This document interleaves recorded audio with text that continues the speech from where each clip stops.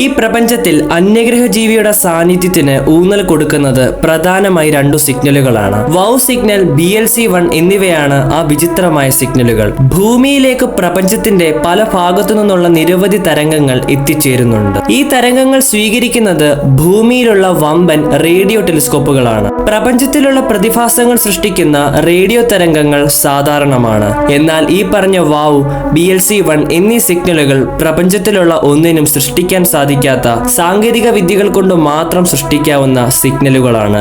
ഇതിൽ wow signal Sagittarius എന്ന നക്ഷത്രഗണത്തിൽ നിന്നും, BLC-1 സൂര്യൻ കഴിഞ്ഞാൽ ഏറ്റവും അടുത്ത് സ്ഥിതി ചെയ്യുന്ന പ്രോക്സിമ സെന്റോറി എന്ന നക്ഷത്രത്തിന്റെ അടുത്തുള്ള ഗ്രഹത്തിൽ നിന്നും വന്ന സിഗ്നലാണ്. 982.002 മെഗാഹെർട്സിന് മുകളിലുള്ള ഈ സിഗ്നൽ തീർച്ചയായും ഒരു ഏലിയൻ സമൂഹത്തിൽ നിന്നും വന്നതാണ്.